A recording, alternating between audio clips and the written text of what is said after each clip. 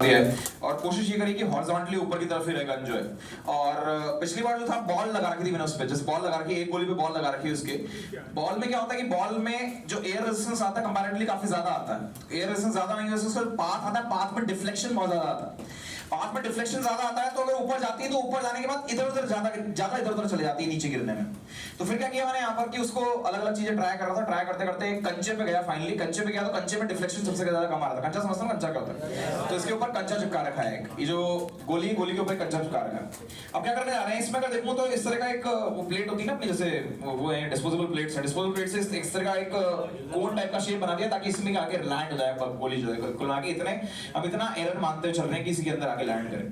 अब अगर देखूं मैं इसको केवल और केवल सिंपली हॉरिजॉन्टली प्रोजेक्ट कर दूं तो एक बार देख लेते हैं कि यहाँ सही तरह से ऊपर जाकर के नीचे आ रही है या नहीं आ रही है। तो केवल और केवल वेलोसिटी जो है, अगर मैं देखूं वेलोसिटी केवल और केवल कौन सी डायरेक्शन में दी जा रही है, अगर वेलोसिटी केवल और केवल वर्टिकल डायरेक्शन में अगर दी जा रही है तो सिंपली ऊपर जाकर के इसी के अंदर नीचे गिरनी चाहिए कुल मिलाकर के, क्योंकि ये जो गन है केवल और केवल वर्टिकल डायरेक्शन में वेलोसिटी दे रही है। अगर ये हिला नहीं है ड्यूरिंग द ट्रांसपोर्टेशन तो एकदम सिंपल ऊपर जाकर के नीचे आना चाहिए। अगर हिल गया होगा तो उसको देखते हैं, क्या नीचे आ गया, ऊपर जाकर के नीचे आ गया, सिंपल उसी के अंदर आ गया, ऊपर जाकर के उसी के अंदर वापस से नीचे गिर गया, कोई दिक्कत नहीं है इसमें, यहां तक कोई दिक्कत नहीं। केवल और केवल वर्टिकल डायरेक्शन में वेलोसिटी दे रही है गन जो दे रही है।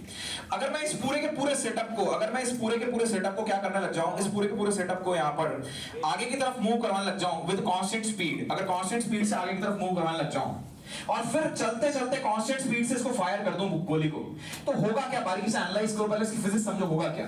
अगर चलते चलते अगर मैं इसको फायर करूंगा तो उस गोली के पास हॉरिजॉन्टल में उतनी ही स्पीड आएगी जितनी इस पर्टिकुलर सिस्टम की रहेगी उस टाइम पे। क्यों?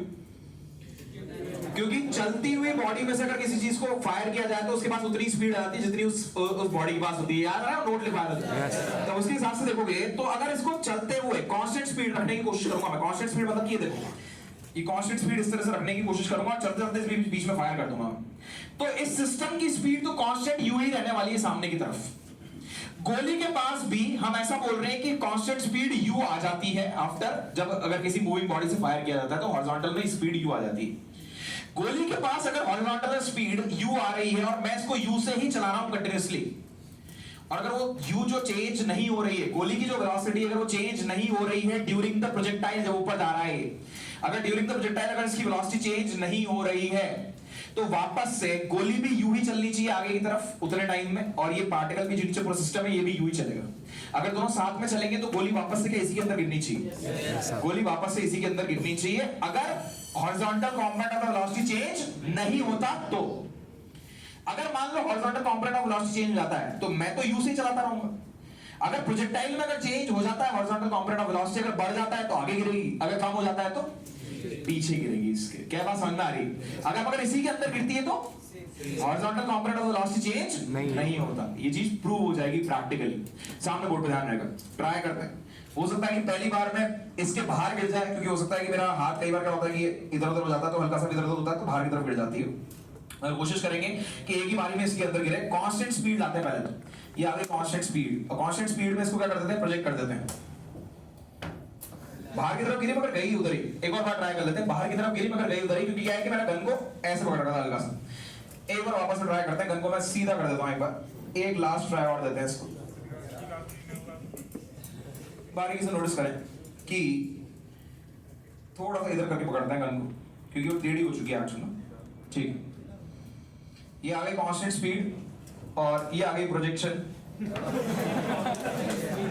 एक बार वापस से लास्ट ट्राई ले लेते हैं।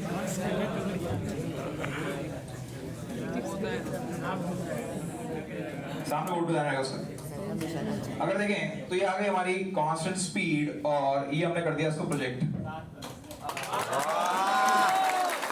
वापस से आ गए किस पे, उसी के अंदर गई, क्या वो चीज दिखाई दी? Yes sir. मैं तो देख नहीं पाया था एक्चुअली, तुम्हें पैराबोलिक पाथ दिखाई दिया होगा उसका, गोली का पैराबोलिक पाथ दिखाई दिया होगा।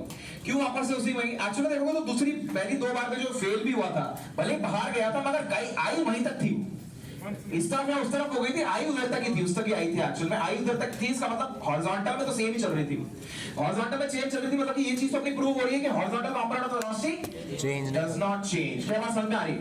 तो प्रैक्टिकली अपन इस चीज को प्रूव कर सकते हैं कि horizontal component of velocity change नहीं हो रहा होता ड्यूरिंग द प्रोजेक्टाइल।